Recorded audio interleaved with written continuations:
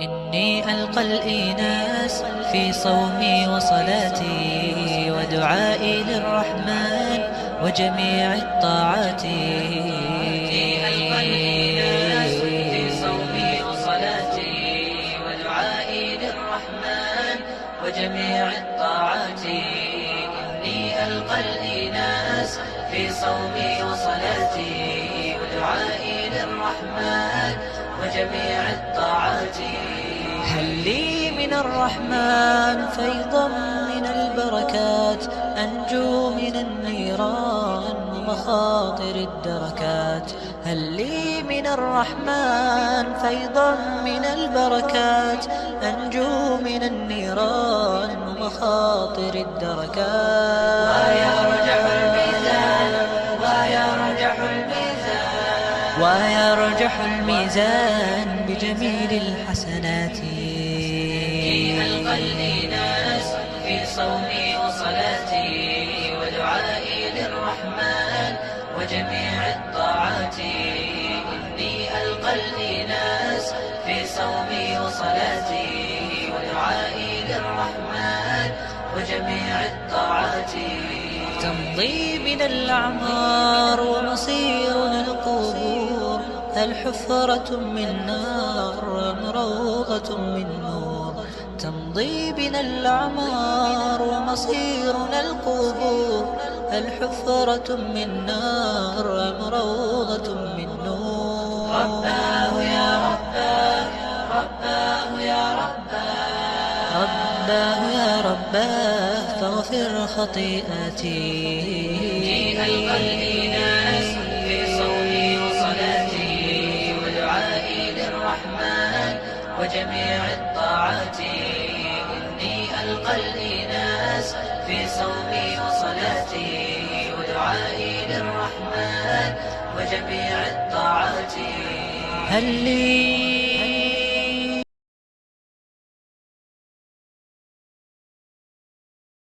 ومن يضلل فلا هادي له واشهد ان لا اله الا الله وحده لا شريك له وان محمدا عبده ورسوله. يا ايها الذين امنوا اتقوا الله حق تقاته ولا تموتن الا وانتم مسلمون. يا ايها الناس اتقوا ربكم الذي خلقكم من نفس واحده وخلق منها زوجها وبث منهما رجالا كثيرا ونساء واتقوا الله الذي تساءلون به والارحام ان الله كان عليكم رقيبا. يا ايها الذين امنوا اتقوا الله وقولوا قولا سديدا يصلح لكم اعمالكم ويغفر لكم ذنوبكم ومن يطع الله ورسوله فقد فاز فوزا عظيما. اما بعد فان خير الحديث كتاب الله وخير الهدي هدي محمد صلى الله عليه وسلم وشر الامور محدثاتها وكل محدثة بدعة وكل بدعة ضلالة وكل ضلالة في النار. اعوذ بالله السميع العليم من الشيطان الرجيم. بسم الله الرحمن الرحيم. قاف والقرآن المجيد بل عجبوا ان جاءهم منذر منهم فقال الكافرون هذا شيء عجيب أإذا متنا وكنا ترابا ذلك رجل بعيد قد علمنا ما تنقص الأرض منه وعندنا كتاب حفيظ بل كذبوا بالحق لما جاءهم فهم في أمر مريج أفلم ينظروا إلى السماء فوقهم كيف بنيناها وزيناها وما لها من فروج والأرض مددناها وألقينا فيها رواسي وأنبتنا فيها من كل زوج بهيج تبصرة وذكرى لكل عبد منيب ونزلنا من السماء ماء مباركا فأنبتنا به جنات وحب الحصيد والنخل باسقات لها طلع نضيد رزقا للعباد وحيينا به بلدة ميتا كذلك الخروج كذبت قبلهم قوم نوح وأصحاب الرس وثمود وعاد وفرعون وإخوان لوط وأصحاب الأيكة وقوم تبع كل كذب الرسل فحق وعيد أفعينا بالخلق الأول بل هم في لبس من خلق جديد. قال الله تبارك وتعالى في موضع آخر أعوذ بالله من الشيطان الرجيم إنما المؤمنون إخوة فأصلحوا بين أخويكم واتقوا الله لعلكم ترحمون. رب اشرح لي صدري ويسر لي امري واحلل عقدة من لساني يفقهوا قولي رب زدني علما سبحانك لا علم لنا الا ما علمتنا انك انت العليم الحكيم. اللهم صل على محمد وعلى ال محمد كما صليت على ابراهيم وعلى ال ابراهيم انك حميد مجيد. اللهم بارك على محمد وعلى ال محمد كما باركت على ابراهيم وعلى ال ابراهيم انك حميد مجيد. محترم سامعین کرام، بزرگوں، دوستوں، ساتھیوں اور خواتین اسلام، میں نے سورہ حجرات سورہ نمبر 49 کی آیت نمبر 10 آپ لوگوں کے سامنے پڑھی ہے. اس مناسبت سے میری تقریر کا عنوان ہے بکھرتا خاندان. سامعین کرام، ہم اور آپ جہاں رہتے ہیں اس کو سماج کہتے ہیں، سوسائٹی کہتے ہیں، معاشرہ کہتے ہیں۔ سماج کے اندر، سوسائٹی کے اندر، معاشرے کے اندر بہت سارے خاندان ہیں۔ کسی کا خاندان بڑا ہے تو کسی کا خاندان چھوٹا ہے۔ کچھ لوگ یہ کہتے ہیں جی میرے گھر میں 50 لاٹھی ہے، اس کا مطلب یہ کہ جب کوئی مسئلہ ہوگا تو 50 آدمی گھر سے نکلیں گے۔ کچھ لوگ یہ بھی کہتے ہیں جی میرے گھر پہ 50 لوگوں کا کھانا بنتا ہے، دادا بھی اسی گھر میں، پردادا بھی اسی گھر میں، ابا بھی اسی گھر میں، خود بھی اس گھر میں، اور بیٹا بھی اسی گھر میں، اور پوتا بھی اسی گھر میں، اور پرپوتا بھی اسی گھر میں۔ فخر کی بات ہے، لوگ کہتے ہیں۔ کسی کا خاندان بڑا ہے تو کسی کا خاندان چھوٹا ہے۔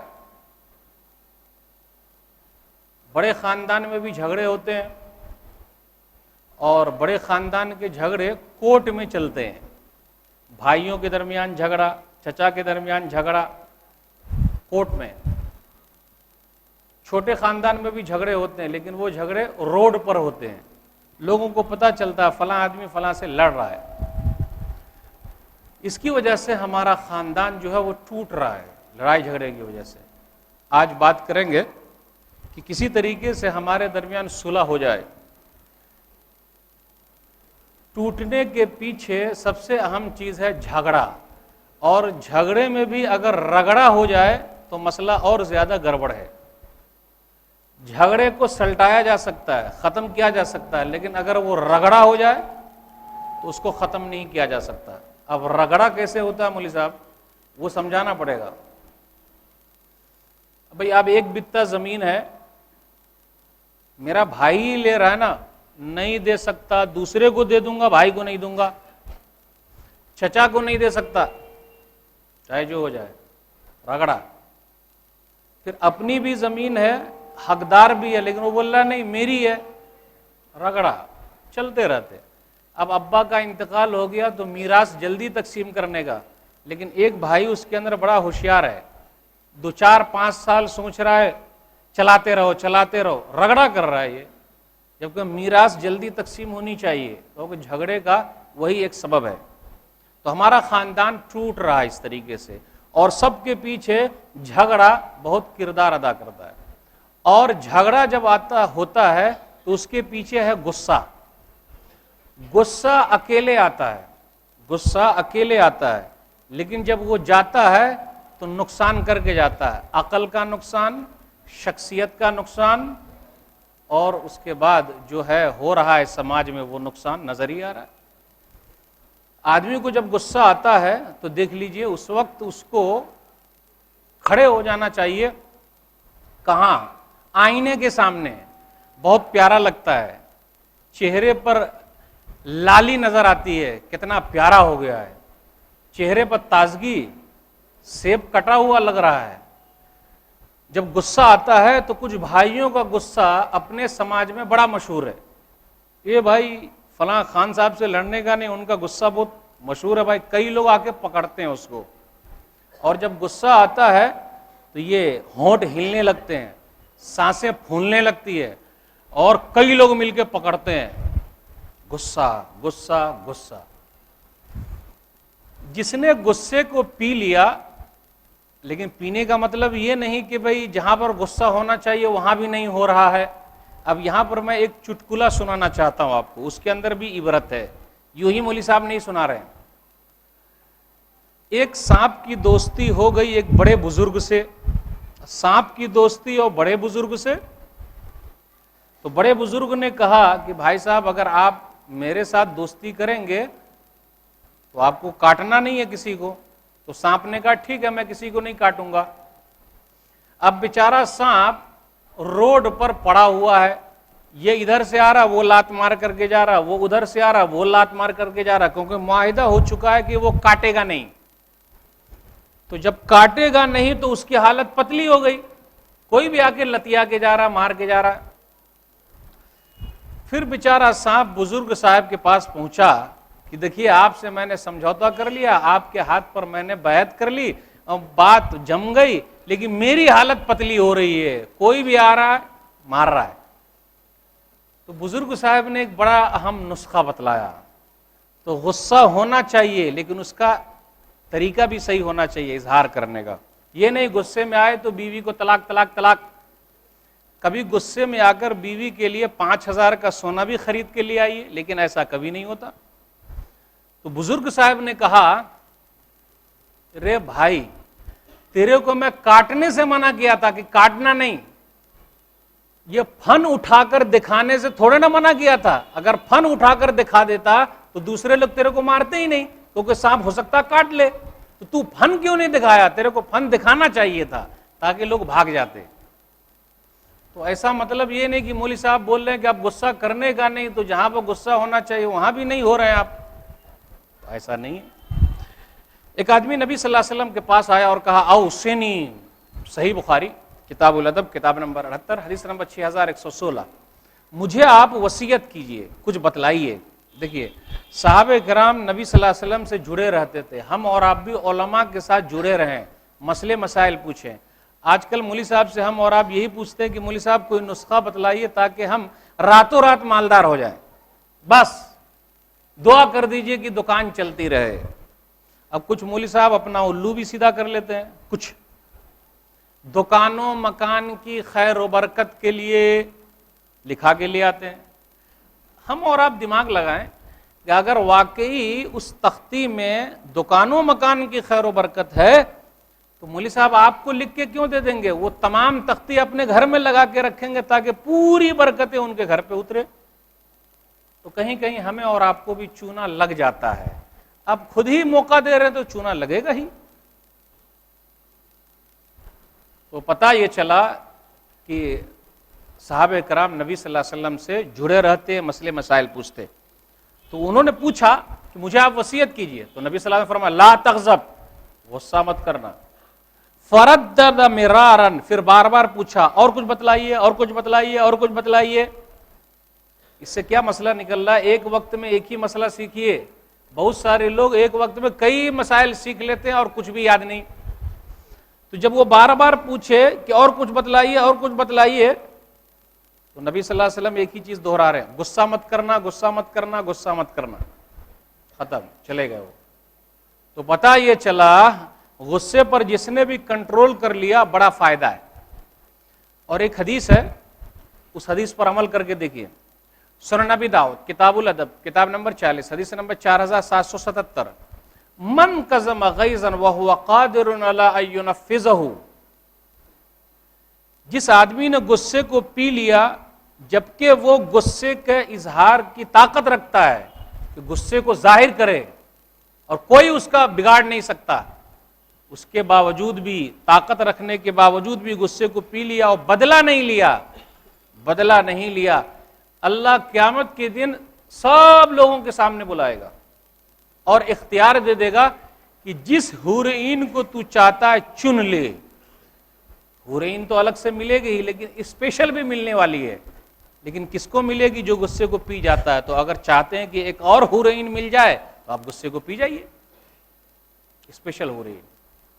نبی صلی اللہ علیہ وسلم نے یہاں تک بتلایا ہم اور آپ اگر جھگڑے کو ختم کرنا چاہتے ہیں آسانی کے ساتھ ہمارے جھگڑے ختم ہو سکتے ہیں. یہ کیا بھائی, ایک ہی ماں کے پیٹ سے نکلے ہوئے ہیں اور کئی سال سے بات چیت بند ہے دو بھائیوں کے درمیان. ایسا نہیں ہے کہ صرف جاہل لوگ بات چیت بند کیے ہوئے ہیں, پڑھے لکھے لوگ بھی کئی سال سے بات چیت بند کیے ہوئے ہیں. ملتے کب ہے؟ یا پھر جنازے میں لاج شرم شریک ہو جائیں گے یا پھر شادی بیاہ میں منائے تو مان گئے, اس کے علاوہ کوئی تعلق نہیں. ایک ہی ماں کے پیٹ سے نکلے ہوئے. یہ حدیث کو یاد رکھیے. دلیل سنن نبی داؤد کتاب الادب کتاب نمبر 40 حدیث نمبر 4800 یعنی 4800, انا زعیم ببیت فی ربض الجنہ لمن ترک المراء وان کان محقا, میں جنت کے کنارے میں ایک گھر کی گارنٹی دیتا ہوں. میں جنت کے کنارے میں ایک گھر کی گارنٹی دیتا ہوں. کس کو؟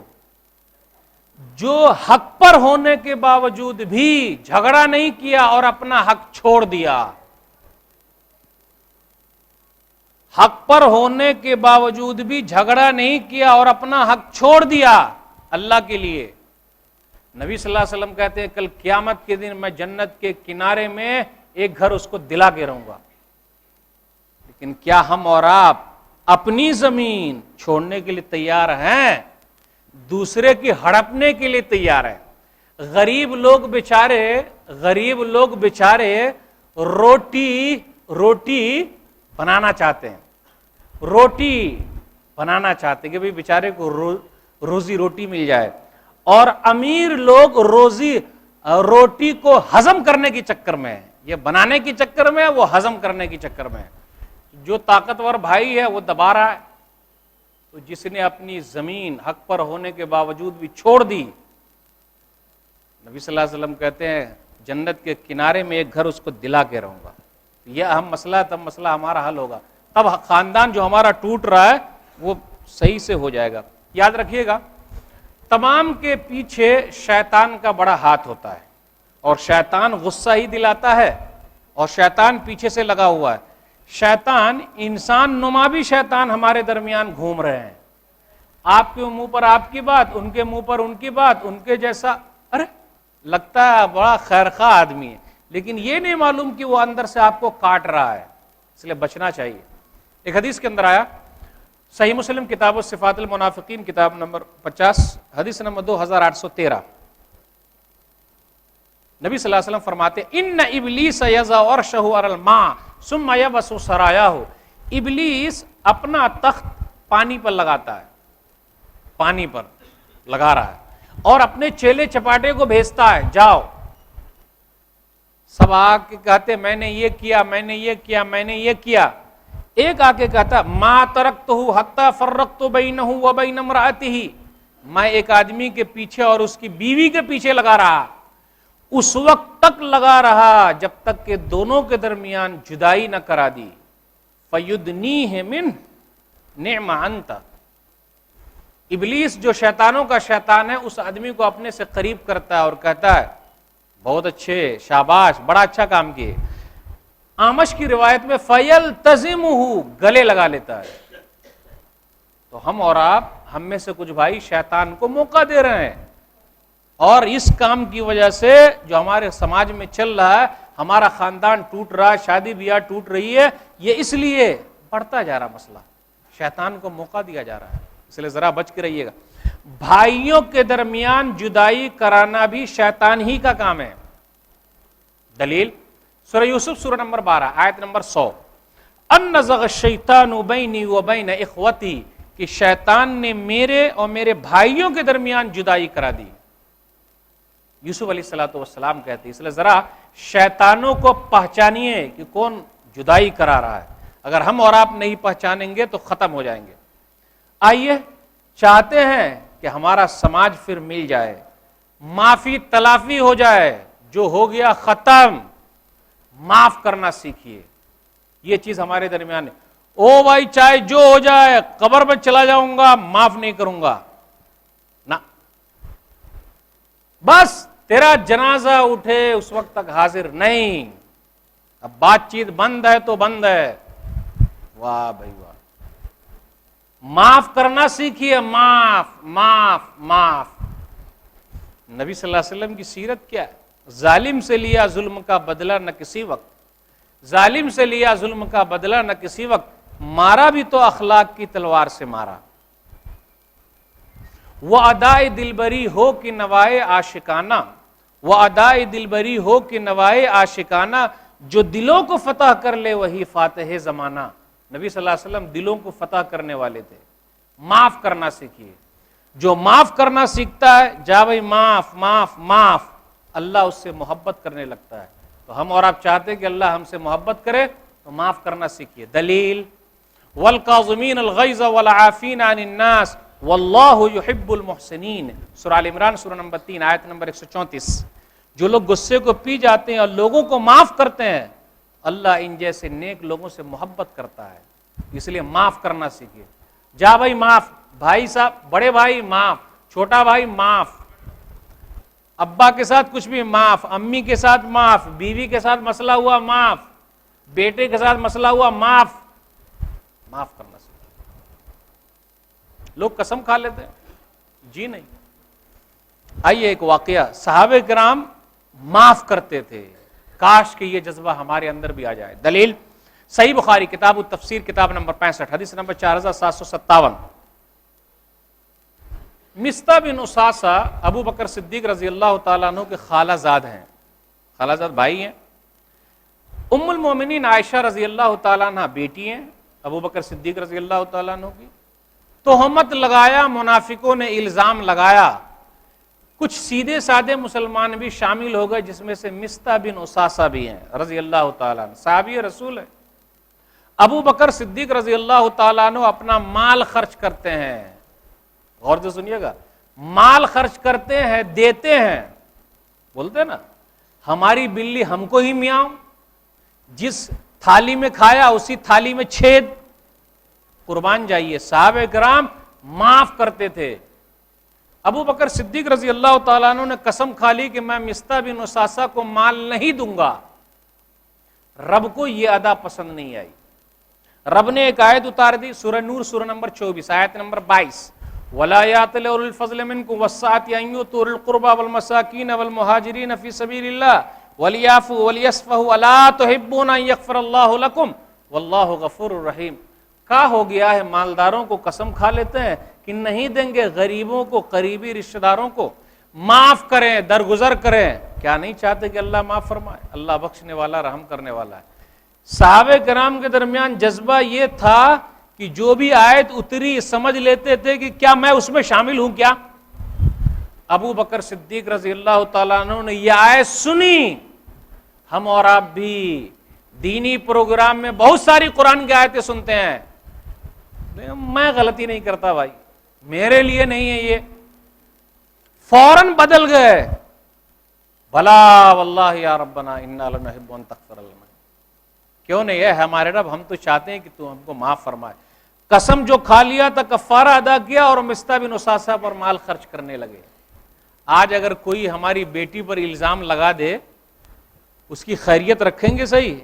ختم ختم۔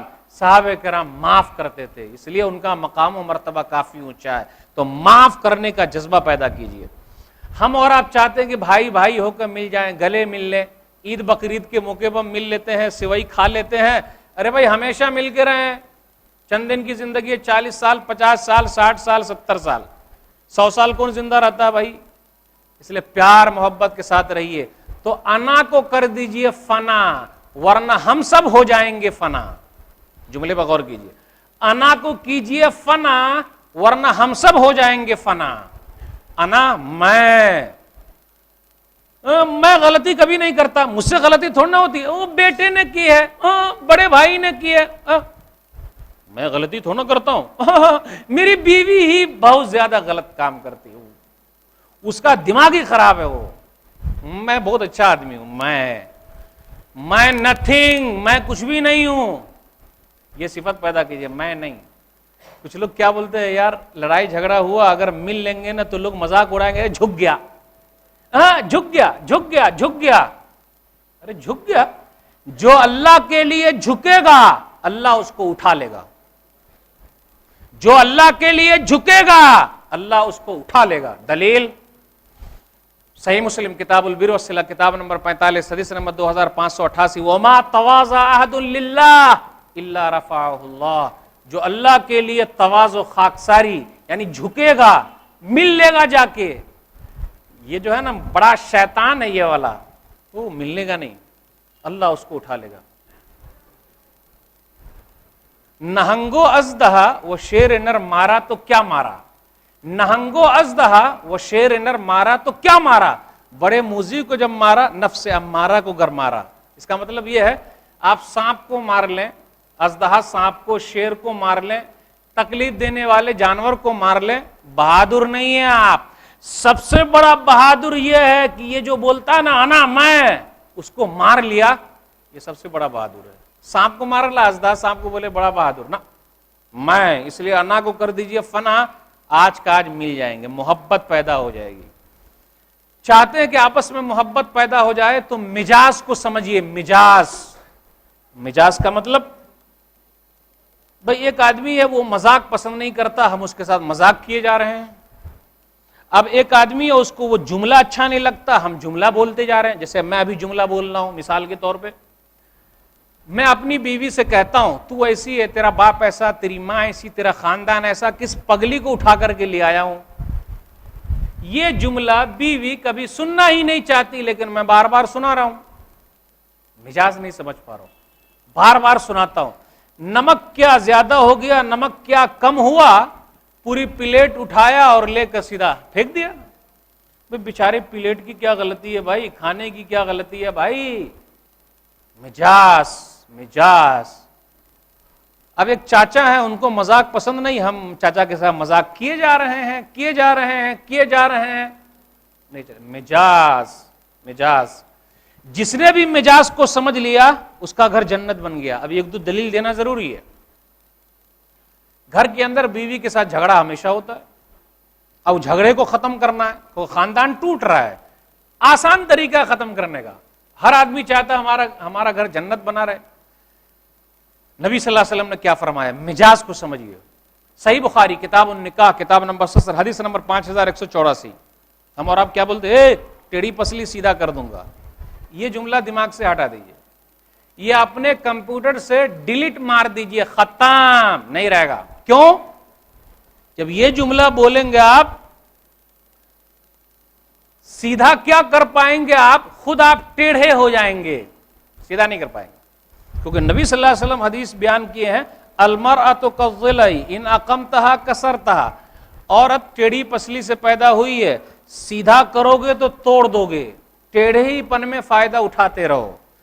اللہ نہ کرے کسی کے ساتھ ایسا ہو کہ اس کا ایکسیڈنٹ ہو جائے اور اس کی جو پسلی ہے وہ سیدھی ہو جائے.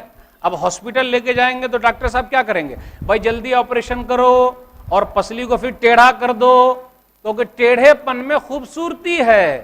تو آپ ان چیز کو خوبصورتی سمجھ لیجئے، جھیلتے رہیے تو مسئلہ صحیح ہو جائے گا. نبی صلی اللہ علیہ وسلم مجاز کو سمجھا کرتے تھے. دلیل صحیح بخاری کتاب النکاح حدیث نمبر 5228 اور 5225 بھی ہے. انی لعالم اذا کنتی انی راضیہ و اذا کنتی علی غضبہ. عائشہ مجھے پتا چل جاتا ہے تم کب ناراض ہو جاتی ہو اور کب خوش رہتی ہو. کبھی ہم بیٹھ کے باتیں نہیں کرتے اپنے گھر والی کے ساتھ کہ آپ کب ناراض ہو جاتی ہیں اور کب آپ خوش رہتی ہیں، مجھے پتا چلتا ہے. ہم کبھی اس حدیث پر عمل کرتے ہی نہیں. تو پھر وہ بھی پوچھتی ہے من این تعرف ذلک، آپ کو کیسے پتا چل جاتا ہے؟ پوچھا عائشہ رضی اللہ تعالیٰ عنہ نے. تو نبی صلی اللہ علیہ وسلم نے فرمایا ہاں جب تم خوش رہتی ہو تو کہتی ہو لا ورب محمد، نہیں محمد کے رب کی قسم. اور جب ناراض ہو جاتی ہو تو کہتے ہو لا ورب ابراہیم، نہیں ابراہیم کے رب کی قسم. اجل ہاں اللہ کے رسول میں صرف آپ کا نام چھوڑ دیتی ہوں. مجاز سمجھنا ضروری ہے، تب ہمارا خاندان بچے گا. اب مجاز ایسا نہیں ہے کہ صرف مرد ہی سمجھے، عورت کے لیے بھی ضروری ہے کہ وہ اپنے شوہر کا مجاز سمجھے. بیوی کے لیے بھی ضروری ہے کہ شوہر کا مجاز سمجھے. اگر مجاز نہیں سمجھتی ہے تو اپنے گھر کو وہ توڑ لے رہی ہے. دلیل صحیح مسلم کتاب و فضائل الصحابہ کتاب نمبر 44 حدیث نمبر 2144. ام سلیم رضی اللہ تعالی عنہا ہے، بیٹے کا انتقال ہو گیا. یہ حدیث جب بھی میں سناتا ہوں تو ماں بہنوں سے کہتا ہوں کہ ایسا صبر پیدا کیجئے، اور یہ حدیث سننے کے بعد شک مت کیجئے گا کہ مولوی صاحب کون سی حدیث سنا رہے ہیں. کاش کے صبر ہماری ماں و بہنوں میں ام سلیم رضی اللہ تعالیٰ عنہ جیسا آ جائے. صبر. اللہ اکبر. سن لیجیے، بیٹے کا انتقال ہو گیا، دنیا سے چلا گیا.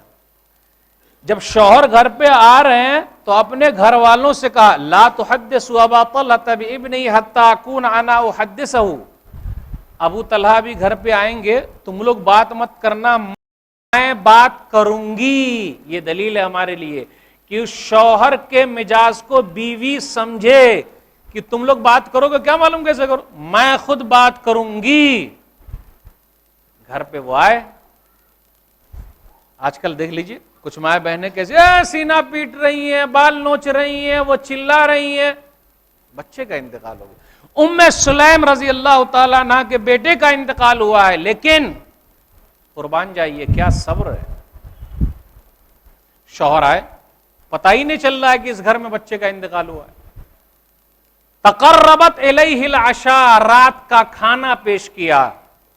اس سے یہ مسئلہ نکلا بیوی چاہتی ہے کہ اگر شوہر کے دل پر حکومت کرے تو وہ پیٹ کے ذریعے دل میں داخل ہو جائے. مولوی صاحب یہ کون سا نسخہ ہے پیٹ کے ذریعے دل میں داخل ہونا؟ مطلب اچھا کھانا کھلائیے اور پھر دل جیت لیجئے، اس کا مطلب وہی ہے. تو کھانا کھلایا، وَتَصَنَّعَتْ لَهُ أَحْسَنَ مَا كَانَ تَصَنَّعُ قَبْلَ ذَلِكَ، پھر وہ خوب بنی سنوری اور اس رات میاں بیوی ملے بھی.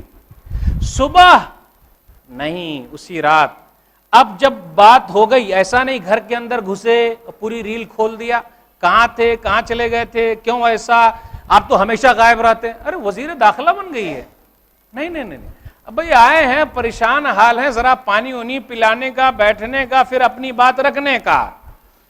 پورا مسئلہ ہوگا تب یا ابا طلحہ ارأیت لو ان قوما اعاروا عاریتهم الہم ان یمنعوہم فطلبوا عاریتهم الہم ان یمنعوہم.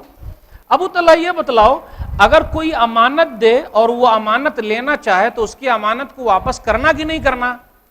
الہم ان یمنعوہم، واپس نہیں کرنا. بولے ہاں امانت تو واپس کرنا ہے. آپ کا بیٹا اللہ کی امانت تھا اور اللہ نے لے لیا. فاحتسب ابنک. اللہ اکبر، ایسی کوئی عورت کو تو میں ابھی فی الحال نہیں جانتا، واللہ عالم. صبر اتنا زیادہ، اسی صبر کا نتیجہ ہے. ہمارے درمیان ایک جملہ بڑا مشہور ہے نا کہ صبر کا پھل میٹھا ہوتا ہے. کتنا میٹھا ہے پھل دیکھ لیجئے. دلیل صحیح بخاری کتاب الجنائز کتاب نمبر 23، کیا ہے اس کے اندر؟ فرائیت لہا 9 اولاد کلہم قد قرأ القرآن. سفیان بن عیینہ حدیث کے راوی ہیں، بیان کرتے ہیں کہ نبی صلی اللہ علیہ وسلم نے جو دعا کر دی تھی ام سلیم کے لیے اور ابو طلحہ کے لیے رات میں ملنے میں، 9 بیٹے پیدا ہوئے اور 9 کے 9 حافظ قرآن تھے. اللہ اکبر. آج ہمارا نعرہ 1 کے بعد ابھی نہیں، 2 کے بعد کبھی نہیں. چھوٹا پریوار سکھی سنسار. 9. اور حضرت انس رضی اللہ تعالیٰ عنہ کے بعد 120 اولاد تھی. 120 وہ مر چکے تھے، اور اس سے زیادہ کتنے تھے؟ اللہ 100 سال کی لمبی عمر پائی. اللہ کھلاتا ہے بھائی، ہم اور آپ تھوڑا کھلاتے پلاتے. اللہ راضی، اللہ انتظام کرتا ہے.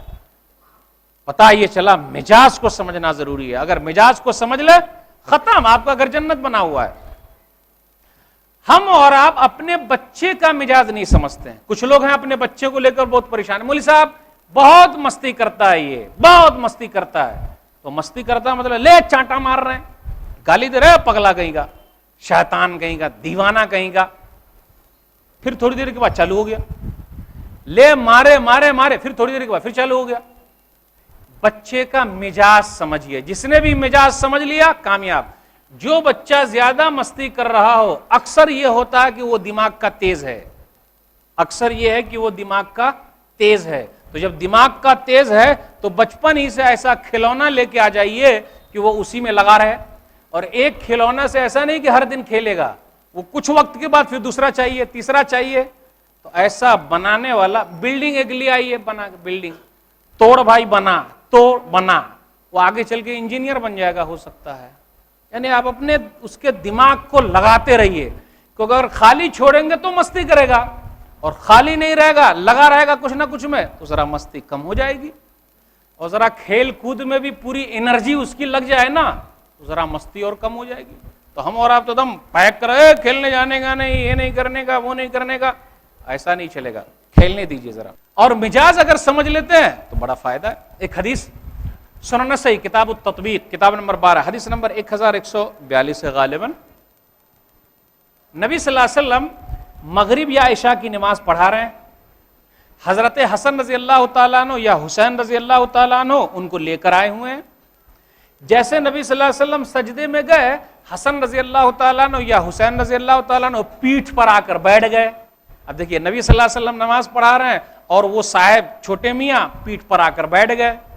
اگر ہمارے گھر پہ اگر ہم سنت یا نفل پڑھ رہے ہیں یا ماں پڑھ رہی ہے نماز اور بچہ اگر پیٹھ پر آ کر بیٹھ جائے تو اس کا ہاتھ سب ٹوٹ جائے گا، یا چوٹی ووٹی کاٹ کے ادھر بھگا دیں گے. پیٹھ پر آ کے لد رہا ہے. تو یہ حضرت حسن رضی اللہ تعالیٰ عنہ یا حسین رضی اللہ تعالیٰ عنہ پیٹھ پر بیٹھے ہوئے ہیں. نبی صلی اللہ علیہ وسلم نے بڑا لمبا سجدہ کیا، بڑا لمبا سجدہ. ایک صحابی کو رہا نہیں گیا، وہ صحابی تھے شداد رضی اللہ تعالیٰ عنہ، تو نماز ہی میں اٹھ کے تاک لیا. اتنا لمبا سجدہ. آپ لوگ بھی ٹرائی مت کیجیے گا کہ بولی صاحب لمبا سجدہ کیوں کر رہے ہیں، تو اٹھ کے تاک لیا کہ اتنا لمبا سجدہ نبی صلی اللہ علیہ وسلم کر رہے ہیں. تو دیکھا کہ حضرت حسن رضی اللہ تعالیٰ عنہ یا حسین رضی اللہ تعالیٰ عنہ پیٹھ پر بیٹھے ہوئے ہیں. تو ان کو تو تسلی ہو گئی کہ ہاں لمبا سجدہ اس لیے ہو رہا ہے کہ صاحب بیٹھے ہوئے ہیں. لیکن دوسرے اور صحابہ سب گھبرائے ہوئے ہیں، اتنا لمبا سجدہ کچھ ہو تو نہیں گیا، یا وہی تو نہیں اتر رہی ہے. جب نماز ختم ہو گئی تو صحابہ نے پوچھ لیا اللہ کے رسول آج صلی اللہ علیہ وسلم آج آپ نے بڑا لمبا سجدہ کیا، ہم لوگ تو گھبرا گئے تھے. کل ذالک لم یکن ولکن ابنی ارتحلنی فکرہت ان اعجلہ حتی یقضی حاجتہ. ایسی کوئی بات نہیں، یہ میرا نواسا جو ہے نا، یہ ناتی نواسا، اس نے مجھ کو سواری بنا لی، میں چاہا کہ ٹھیک ہے فائدہ اٹھا لینے دو. تو کبھی کبھی بچوں کے ساتھ سواری بننی پڑے گی، کر کے دیکھیے تب ہو پائے گا. گھر پہ چلے جائیے اور گھوڑے کی طرح بن جائیے، بیٹا کے پیٹھ پر بیٹھ گھمائیے. تو ہم اور آپ بھی بہت ہوشیار ہیں، ہم سوچ رہے ہیں مولوی صاحب کوئی دوا مل جاتی نا تو بچہ آج کا مستی بن کر دیتا. جب ہم اور آپ بچے تھے تو ان کے دادا تھے، یعنی مستی کرنے میں اور زیادہ آگے آگے تھے. تو ذرا اپنے بچپنے کو یاد کیجئے اور مجاز کو سمجھیے. تو جب مجاز کو سمجھ لیں گے گھر جنت بنا رہے گا. تو جو بھائی آپ کا مذاق پسند نہیں کرتا اسے مذاق ہی مت کیجئے، کائے کو مذاق کرنے کا، مسئلہ حل ہے. ہمارے گھر میں کیونکہ جوائنٹ فیملی ہے، تو جوائنٹ فیملی کی وجہ سے بھی ہمارا خاندان ٹوٹ رہا ہے. وہ بولے تھے نا 50 لاٹھی نکلے گی، 50 آدمی کا کھانا بنتا ہے، اس سے بھی خاندان ٹوٹ رہا ہے. اس لیے میں کہتا ہوں جوائنٹ فیملی کو اسلام نے بڑھاوا نہیں دیا ہے. ہاں کہیں کہیں اچھی بات ہو سکتی ہے کہ 50 لاٹھی نکلی، 50 آدمی کا کھانا بنا، لیکن کہیں کہیں اس کے بڑے نقصانات ہیں. نقصانات، فائدے تو مجھے نہیں معلوم، ہاں ایک تو گنا دیا کہ وہ لاٹھی نکلی یہ، لیکن نقصانات اندر ہی اندر بھائیوں میں دشمنی. بڑے بھیا کما رہے ہیں اور نیچے والے تمام بھائی چھوٹے چھوٹے کھا رہے ہیں. تو جب بڑے بھیا کی شادی ہو گئی تو شادی کے بعد وہ جو آئی ہیں گھر پہ وہ تو کان میں ڈالے گی نا کہ آپ اکیلے کما رہے ہیں اور سب مل کے کھا رہے ہیں. بات تو بالکل صحیح ہے، میں کما رہا ہوں اور سب کھا رہے ہیں. تو وہ کیا کرے گا، ذرا ہوشیاری کرے گا، او بچا کے رکھو، ذرا بچا کے رکھو، بچا کے رکھو، بچاؤ.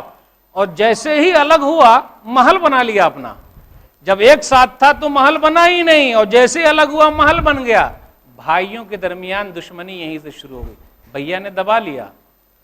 کچھ بھائی ایسے بھی ہیں بھائی پیچھے والے تمام بھائیوں کا پڑھایا لکھایا، بہنوں کی شادی بیاہ کرا دی.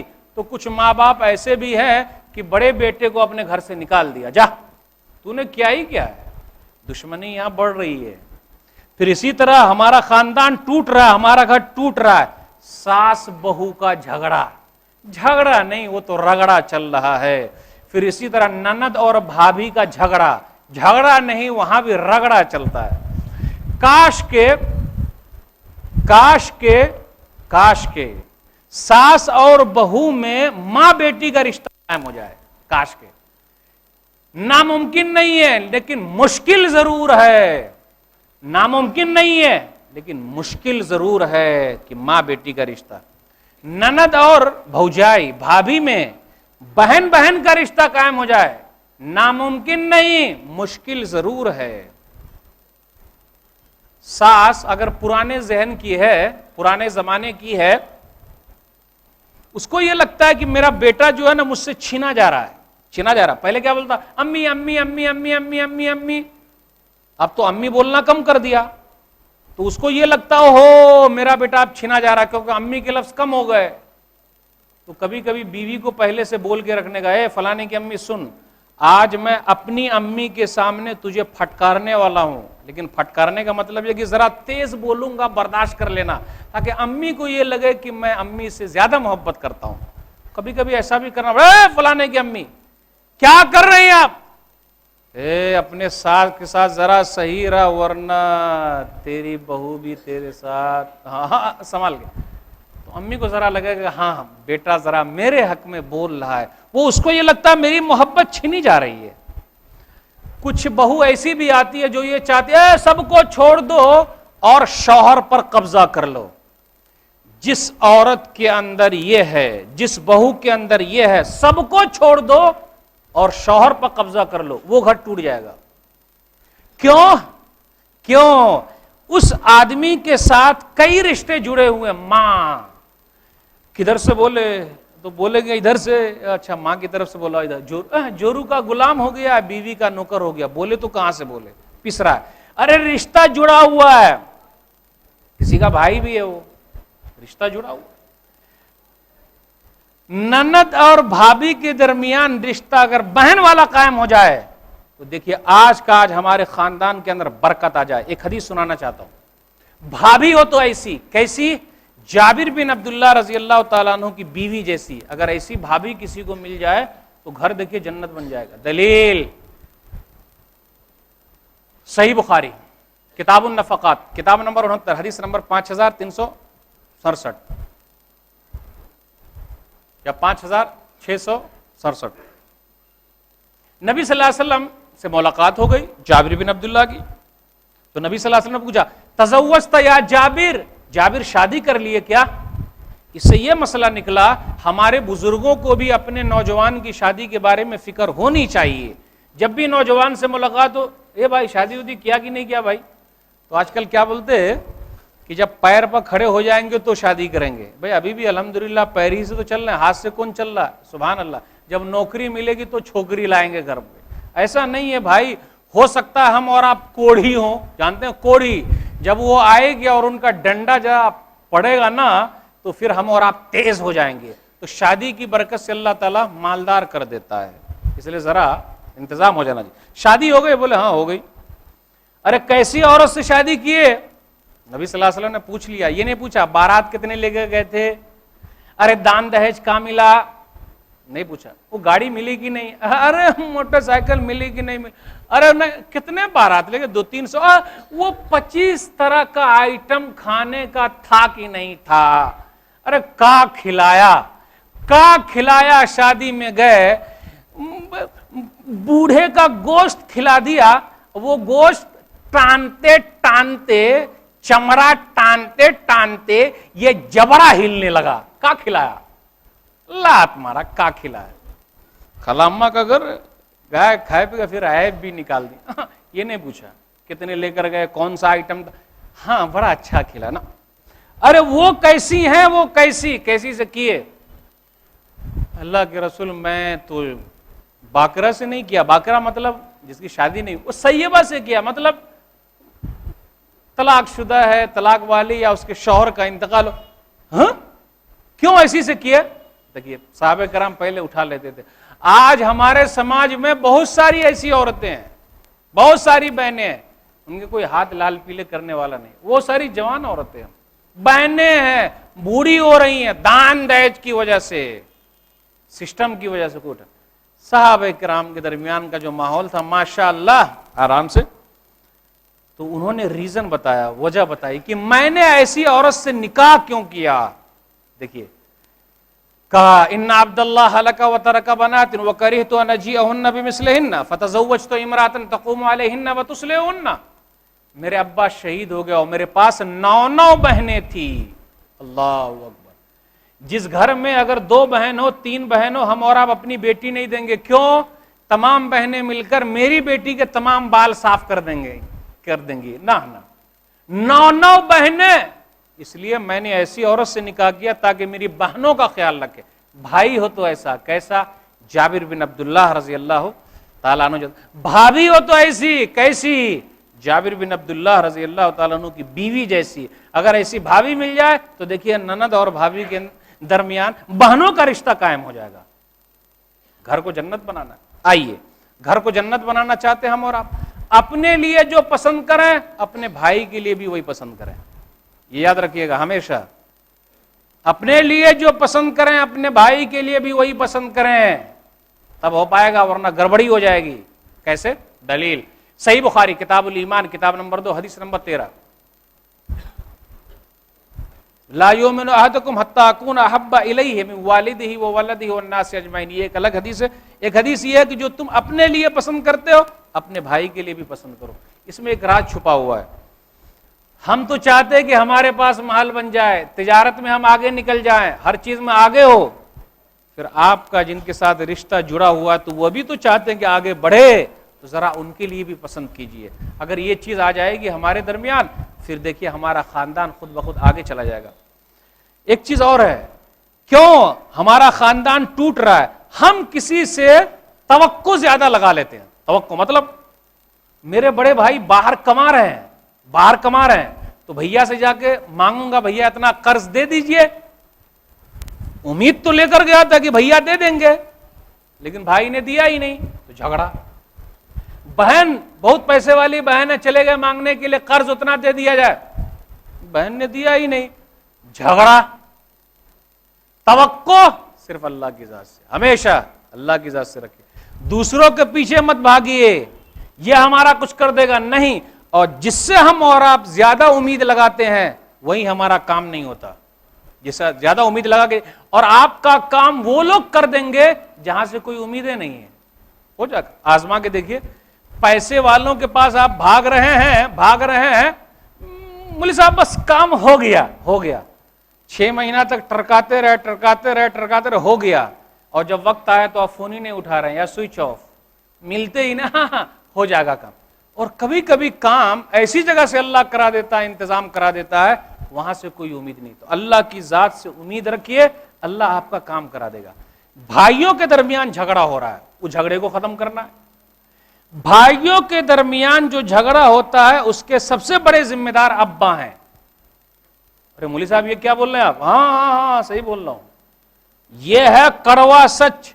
بھائیوں کے درمیان جھگڑے کے سب سے بڑے ذمہ دار ابا ہیں. وہ کیسے؟ بھائی ایک چھوٹی سی دکان ہے, دکان چل رہی ہے, ابا اس کے اندر کما رہے ہیں, تو بڑے بھائی آئے, تو بڑے بھائی ہیں وہ بھی کما رہے ہیں. بھیا الگ خرچ کر رہے ہیں, ابا الگ خرچ کر رہے ہیں, کوئی حساب و کتاب نہیں ہے. تو جب حساب و کتاب نہیں ہے تو چھوٹے جو بھائی ہوں گے وہ بھی تو ڈھونڈیں گے نا, بھیا اتنے سال تک رہے دکان پہ, کیا کیا. حساب کتاب ہونا چاہیے. اس لیے دکان پر اگر اپنے بچے کو رکھیں تو نوکر کی طرح رکھیے. اب یہ نہیں بول رہا ہوں نوکر بنا کے رکھیے, نہیں, مطلب اے بھائی تو رہے گا, تیرے کو میں مہینہ دوں گا, تاکہ دوسرے اور جو بھائی آئیں گے نا سب کو مہینہ. ایک صورت یہ ہو سکتی ہے. دوسری صورت یہ ہے بھائی پارٹنر بن جاتے ہیں دونوں آدمی, تیرے کو اتنا مال دیا, چل تو کام کر, کیونکہ تیرے اور جو بھائی لوگ آئیں گے نا اس کو بھی ہم پارٹنر بنا کے رکھیں گے تو مسئلہ حل ہو جائے گا. کیونکہ اگر ہم اور آپ حساب نہیں رکھیں گے تو بھائیوں کے درمیان جھگڑا بڑھتا چلا جائے گا. اس لیے حساب رکھیے. باپ کے لیے ضروری ہے کہ وہ حساب رکھے. کیوں کہتے ہیں نا, جو نہ کرے بابو بھیا وہ کرے روپیہ. روپیہ بہت اہم چیز ہے. ایسا نہیں کہ اس کو ہم چھوڑ دینا, ہاں ہے لیکن سب کچھ نہیں ہے اور سب کچھ سے کم بھی نہیں ہے. تعاشروا کالاخوان تعاملوا کالاجانب. بھائیوں کی طرح رہو لیکن لین دین میں اجنبی کی طرح. حساب و کتاب پکا ہونا چاہیے. جب حساب و کتاب پکا ہو گیا پھر بھائیوں کا جھگڑا ختم ہو جائے گا. بھائیوں کے درمیان جھگڑا ختم کرنے کا ایک ذریعہ اور بھی ہے کہ جیسے ابا دنیا سے رخصت ہوں جلد ہی میراث تقسیم کر لیجیے. جیسے ابا دنیا سے رخصت ہوں میراث کو تقسیم کر لیجیے. بہن کو بھی حصہ دینا ہے, بھائیوں کو دینا ہے. اگر ہم ٹالتے رہیں, نہیں 1 سال کے بعد, 2 سال کے بعد, 5 سال کے بعد, کچھ لوگ کیا بولتے ہیں, ارے بابا کا کفن میلا بھی نہیں ہوا اور یہ میراث مانگنے چلا آیا ہے. جی نہیں, بابا کا کفن میلا ہو یا صحیح رہے اس سے ہم کو کیا لینا دینا. میراث تقسیم کرنا ہے تو کرنا, جتنا جلدی کر لیں گے اتنے جلدی چانسز ہے جھگڑا نہیں ہوگا. اگر یہ ہو گیا ہے تو مسائل حل ہے. یہ چند باتیں میں نے آپ کے سامنے رکھی کہ ہمارا خاندان ٹوٹ رہا ہے. ٹوٹنے سے بچانا کیسے ہے, پیچھے سے توڑ کون رہا ہے. آج ہمارے درمیان اصلاح کرنے والے لوگ بہت کم پائے جا رہے ہیں. کہاں موچ کی لڑائی بہت لڑتے ہیں, اے بھائی لگا رہا. کچھ آپ کے منہ والے مل جائیں گے, کچھ ان کے منہ والے. داڑھی کی لڑائی کوئی نہیں لڑتا. اب سمجھے نہیں, بتانا پڑے گا آپ کو داڑھی کی لڑائی کیا ہوتی ہے. موچ کی لڑائی میں انا ہے میں, اور داڑھی کی لڑائی میں انا کو فنا کرنا ہے. سمجھے، فنا کر وہی اللہ کے لیے معاف کیا. تو یہ ہے داڑھی کی لڑائی. موچ کی لڑائی، اب زمین ہے معمولی سی، اس کی قیمت ہوگی یوں ہی 10,000 یا 20,000 روپیہ. بھائی سے کیس لڑ رہے ہیں، 2-4-5 سال سے کیس چلا، 50,000 روپیہ چلا گیا. ارے جا رے بھائی جا، تو ہی رکھ لے، میرا بھائی تو کھا رہا ہے نا. اور غصے کو پی لیے تو ایک الگ ہورین ملے گی الگ سے. اب جس کو بھی ہورین چاہیے الگ سے، وہ تو ایک ملنے والی ہے ہی، لیکن ایک اور ایکسٹرا چاہیے. تو جن کو بھی ایکسٹرا چاہیے وہ پی جایا کرے، لیکن پینے کا مطلب وہ بھی نہیں کہ آپ فن نہ اٹھائیں، ورنہ سب لات مار مار کے ختم کر دیں گے. ذرا فن بھی اٹھا کے رکھا کیجیے، غصے کا اظہار بھی ہونا چاہیے. اور سب سے بڑی چیز، حق پر ہونے کے باوجود، یعنی یہ راستہ میرا ہے، یہ زمین میری ہے، لیکن میں نے چھوڑ دیا. آج کل کیا ہو رہا ہے دیکھیے، زمین کاٹ کاٹ کے سٹا دیتے، چھوڑ دیا اللہ کے لیے، اب اللہ کے لیے ختم. تو نبی صلی اللہ علیہ وسلم آپ کو گارنٹی دے رہے ہیں کہ جنت کے کنارے میں ایک گھر دلا کے رہیں گے. اور سب سے اہم چیز، انا کو فنا، میں کچھ بھی نہیں، جھک رہا ہے، دب گیا.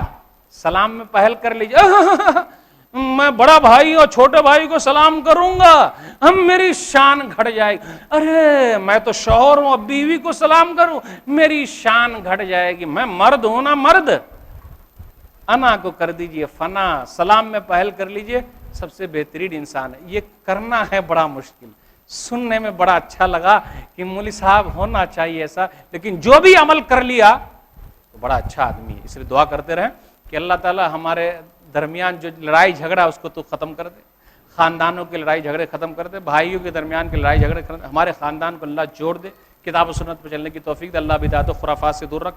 آمین وآخر دعوانا الحمدللہ رب العالمین، وصلی اللہ علی نبینا محمد وآلہ وصحبہ اجمعین. والسلام علیکم ورحمۃ اللہ وبرکاتہ.